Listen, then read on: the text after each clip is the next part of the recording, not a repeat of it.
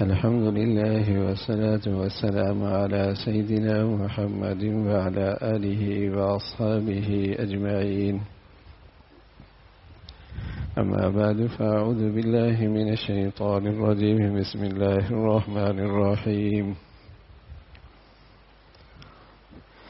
وذكر فإن الذكرى تنفع المؤمنين.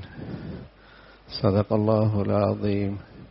اللهم صل على سيدنا محمد وعلى آل سيدنا محمد وبارك وسلم. اللهم صل على سيدنا محمد النبي الأمي وعلى آله وأصحابه وسلم.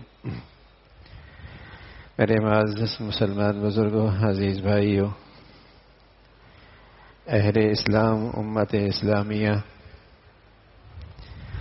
عید الاضحیٰ کے موقع پہ اسلام کی دو عظیم الشان عبادتیں ادا کرتی ہے، ایک قربانی اور دوسرا حج۔ قربانی سے اللہ سے عہد کرتی ہے کہ اللہ تیری خاطر ہر چیز قربان۔ قربانی سے مسلمان اس عہد کو زندہ کرتے ہیں، تجدید عہد کرتے ہیں جو انہوں نے لا الہ الا اللہ محمد الرسول اللہ اس کلمے کے ذریعے اللہ سے عہد کیا ہوتا ہے کہ اللہ تیری خاطر ہر چیز قربان، تیرے حکم کے سامنے سر خم تسلیم، تیرے حکم کے سامنے سر خم تسلیم۔ قربانی کے ذریعے اسی عہد کی تجدید، اسی عہد کی تازگی، مسلمان اس قربانی سے اسی سبق کو پھر یاد کرتا ہے کہ اللہ تیری خاطر ہر چیز قربان، تیرے حکم کے سامنے سر خم تسلیم، تیرا حکم ہے۔ اس کی بنیاد حضرت اسماعیل کے قربانی سے پڑی تو اللہ کے حکم کے سامنے باپ اور بیٹا دونوں ہی سر خم تسلیم کرتے، تو یہ اسی کا تسلسل ہے، قربانی اسی کا تسلسل ہے،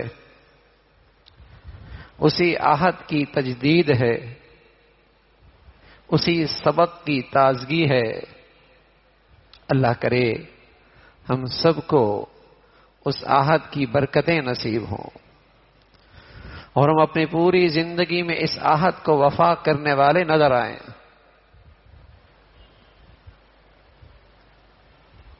محض ایک جانور کی قربانی نہیں ہوتی، ایک بیل اور ایک بکری کی قربانی نہیں ہوتی، اس میں ایک عہد کی تجدید ہے کہ اللہ کے حکم کے سامنے سر خم تسلیم، اللہ کا حکم آ گیا۔ دوسری طرف عظیم الشان عبادت قربانی اسلامی مساوات کا ایک عظیم الشان مظاہرہ اس عبادت میں نظر آتا ہے کہ وہاں بادشاہ سے لے کر ایک غریب اور مسکین تک دو کپڑوں میں نظر آتے، اور سبھی ایک وادی اور میدان میں اکٹھے نظر آتے، باقی تمام تشخصات مٹ جاتے ہیں۔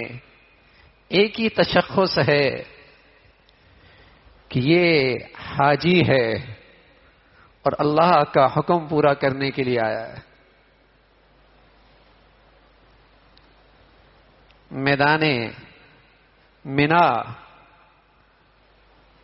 مزدلفہ، عرفات، وہاں جب کوئی شخص ان دو کپڑوں میں نظر آتا ہے تو سب سے پہلا خیال جاتا ہے یہ حاجی ہے۔ کس ملک کا ہے، کس زبان کا ہے، کس رنگ کا ہے، اس کا عہدہ کیا ہے، اس کا منصب کیا ہے؟ ان میں سے کوئی تشخص نظر نہیں آتا. تشخص حاجی ہے، یہ اللہ کا حکم پورا کرنے کے لیے آیا ہے اور یہ اللہ کا حکم پورا کر رہا ہے.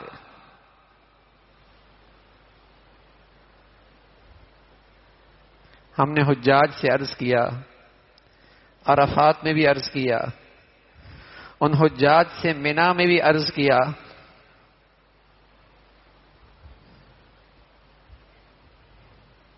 کہ جو اللہ نے تمہیں یہ احرام دیا ہے،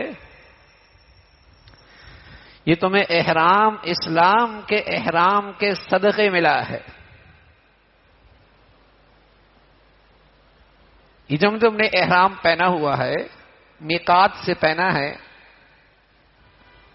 اور پھر تم نے لبیک کہہ کر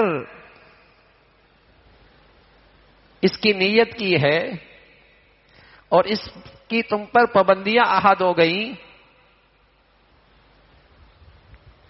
یہ سب تمہیں اسلام کے احرام کے بدولت ملا، اس لیے کہ تم نے اسلام کا احرام پہنا تھا اور اس کا میقات تھا جب تم بالغ ہوئے تھے،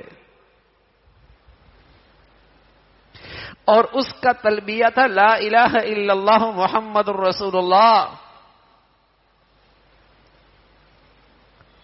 اسلام کے اس احرام کے بدولت تمہیں آج یہ حج کا احرام ملا ہے. تو جس طرح تم آج حج کے اس احرام میں لاکھوں میں نظر آتے ہو کہ تم کون ہو؟ صرف حاجی ہو. اللہ کرے اس حج کے احرام کے بدولت تمہارے اسلام کے احرام میں بھی ایسی تازگی آئے کہ تم دنیا کے کسی خطے میں ہو تو نظر آئے یہ محمدی ہے، یہ نظر آئے یہ محمدی ہے. لاکھوں کروڑوں میں تم اپنے اسلام کے احرام کے بدولت پہچانے جاؤ، باقی تمہارا سارا تعارف اس کے بعد ہو کہ تم کس ملک کے ہو، کس زبان کے ہو، کس رنگ کے ہو، کس قوم کے ہو، کس عہدے پہ ہو، کس منصب پہ ہو. سب سے پہلے تمہارا تعارف ہو کہ تم مسلمان ہو. اننی من المسلمین، مجھے اس پہ فخر ہے کہ میں مسلمان ہوں. تمہاری یہ دنیا میں پہچان بن جائے، جیسے آج منا اور عرفات میں تمہاری حاجی ہونے کی پہچان یہ تو چادریں ہیں. ہم نے منا میں بھی عرض کیا، عرفات میں بھی عرض کیا کہ اس حج کے احرام کی قبولیت، اس حج کے احرام کی قبولیت کیا ہے؟ اس حج کے احرام کی قبولیت یہی ہے کہ تمہارے اسلام کے احرام میں تازگی آ جائے، تمہارے اسلام کے احرام میں تازگی آ جائے. جیسے تم حج کے احرام میں اس احرام کی پابندیوں کا خیال رکھتے ہو، بال نہ گر جائے، کہیں خوشبو نہ لگ جائے،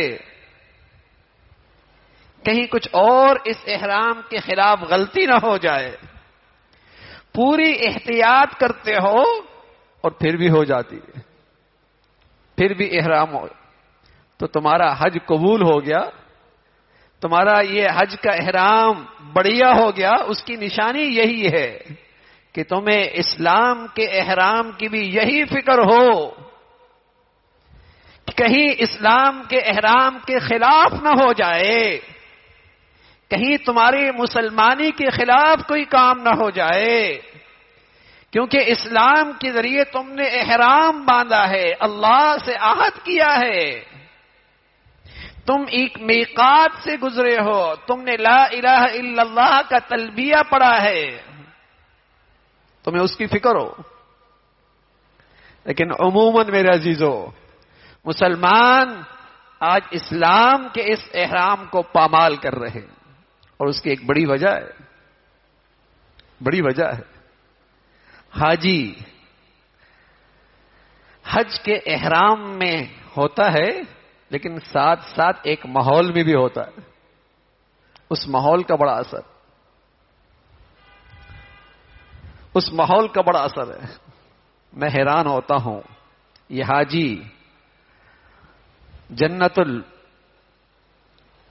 ریاض الجنہ جہاں جانا بڑی ثواب کی بات ہے، لیکن فرض تو نہیں، واجب بھی نہیں، ثواب بڑا ہے۔ لیکن اس ثواب کی خاطر یہ حاجی گھنٹوں انتظار کرتا ہے، ہفتوں پہلے اس کا اہتمام کرتا ہے، کسی طرح ریاض الجنہ میں حاضری ہو جائے، فرض نہیں ہے، واجب نہیں ہے، لیکن اس ثواب کو حاصل کرنے کے لیے کتنا اہتمام کر رہا ہوتا ہے۔ مینا میں حاضری فرض نہیں ہے، واجب نہیں ہے، اس میدان میں 5 نمازوں کا پڑھنا بڑے اجر و ثواب کی بات ہے، لیکن حاجی کس اہتمام کے ساتھ اس میدان میں حاضر ہوتا ہے اور کتنے اہتمام کے ساتھ وہاں رات اور دن گزار رہا ہوتا ہے۔ فرض نہیں ہے، واجب نہیں ہے، لیکن ایک ماحول ہے نیکیوں کا، ایک دوسرے سے سبقت لے رہا ہوتا ہے۔ لیکن میرے عزیزو، آج مسلمان معاشرے میں اسلام کا ماحول نہ رہا تو اس کی زندگی میں فرض کا بھی اہتمام نظر نہیں آتا، اس کی زندگی میں فریضہ ہے نماز، لقمہ حلال، دیانت اور سچائی، جو کہ فرض ہے، جو کہ فرض ہے، جو کہ فرض ہے، جو کہ ضروری ہے،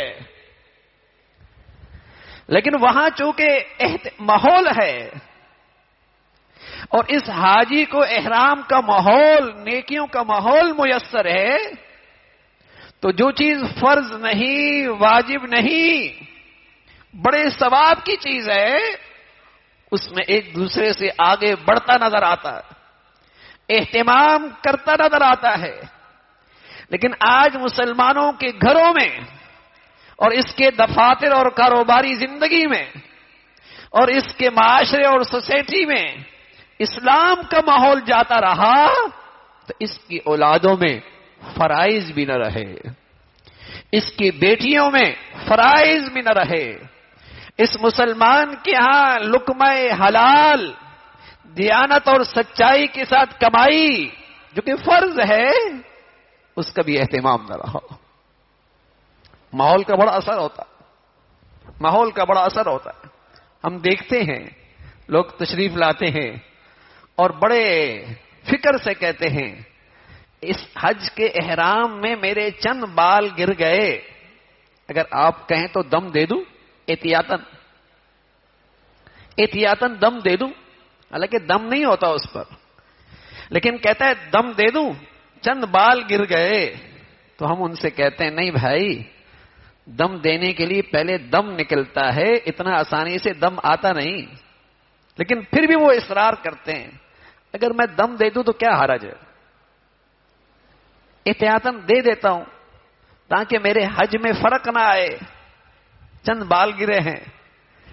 ہاں میرے عزیزو، چونکہ وہاں ماحول ہے نا، حج کے احرام کا ماحول ہے، پابندیوں کا ماحول ہے، اسلام کا ماحول نہ رہا، اتنے بڑے بڑے گناہ کرتا ہے لیکن کبھی نہیں آتا حضرت توبہ کا طریقہ کیا ہے، سچی ندامت کا طریقہ کیا ہے، اللہ سے سچی معافی مانگنے کا انداز کیا ہے، کیا شرائط ہیں کہ اس گندگی پر میری زندگی کی توبہ کا دم ہو جائے، نہیں آتا، بلکہ اصرار کرتا ہے گناہ پر، اس لیے کہ وہ ماحول نہیں ہے اس کی زندگی میں جو اسے نیکیوں پہ کھڑا کرے اور گناہوں پہ شرمندہ کرے، جو اللہ کی نافرمانی پہ اسے شرمندہ کرے اندر سے، بلکہ اس کے ہاں تو گناہ اسٹیٹس بن گیا نا، اس کے ہاں گناہ تو فخر کی چیز بن گیا، بلکہ اس کے ہاں گناہ بڑی ہوشیاری،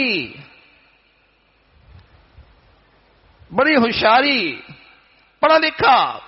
کیا مطلب پڑھا لکھا؟ یعنی بے حیائی میں بہت آگے، یعنی اس گناہ کو اپنی ترقی کا نشان۔ یہ ترقی پسند مسلمان، کیا مطلب؟ اس کی بیٹیاں بہنیں شرم و حیا سے معروم۔ یہ ترقی پسند مسلمان جس کے گھر سے شرم و حیا کا جنازہ، نیکی کا ماحول نہ رہا تو گناہوں پہ شرمندگی نہ رہی۔ وہاں حج کے احرام میں حج کا ماحول ہے، نیکیوں کا ماحول ہے، احرام کا ماحول ہے، تو مسلمان احتیاطاً بھی دم دے دیتا ہے۔ اور میں عرض کر رہا ہوں نفلی عبادت کے لیے، کوئی عمل ثواب کا ہے، فرض نہیں ہے، واجب نہیں ہے،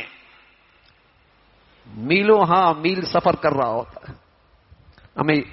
ہم نے جب دیکھا تو ہم نے عید کے دن وہاں 17 کلومیٹر سفر کیا، تقریباً 26,000 قدم۔ تو وہاں نیکیوں کا ایسا ماحول ہے کہ آدمی ایک ایک نیکی کے لیے میلوں چلتا ہے۔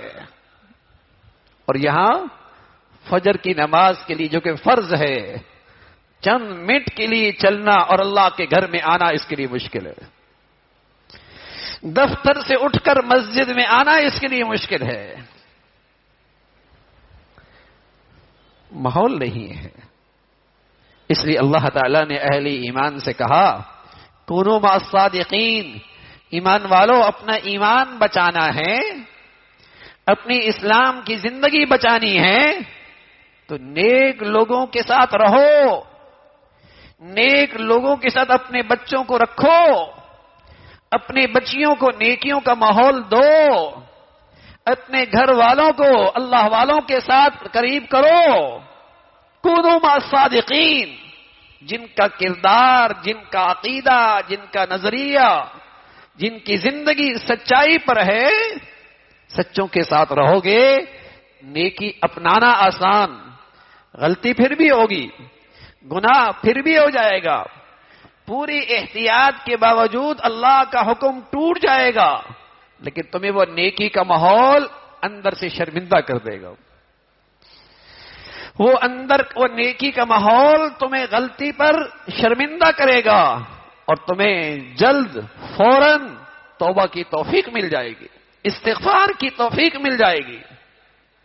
تو میرے عزیزو، عظیم الشان عبادتیں ہیں، قربانی کی عبادت، اللہ سے تجدید عہد، اللہ پوری زندگی میں تیرے حکم کے سامنے سر خم تسلیم، حج کی عظیم عبادت جس کا شاندار مظاہرہ عرفات کے میدان میں سب ایک کپڑے میں، ایک جیسے کپڑے میں، 2 چادریں سب نے، ایک خاص وردی میں، کہ تمام اس کی تشخصات اور تمام اس کے تعارف کی شکلیں سب مٹ گئی، ایک تعارف وہاں موجود ہے، یہ حاجی ہے اور اللہ کا حکم پورا کر رہا، یہ حاجی ہے اور اللہ کا حکم پورا کر رہا ہے۔ تو اس اسلامی مساوات کا بھی سبق یہی ہے کہ مسلمان دنیا کے کسی خطے میں ہو، کسی رنگ اور زبان کا ہو، کسی قوم سے تعلق رکھتا ہو، کسی عہدے اور منصب پر ہو، اس کا تعارف کیا ہو؟ اننی من المسلمین، میں اپنے کردار سے، میں اپنے رہن سہن سے، میں اپنے تشخص سے مسلمان نظر آؤں، اور مجھے اپنی مسلمانی پہ اللہ کی شکر کے ساتھ فخر ہو کہ اللہ نے مجھے اسلام کی دولت دی۔ تو یہ ان 2 عظیم الشان عبادتوں کا پیغام ہے۔ اللہ تعالی ہمیں ان پیغامات کی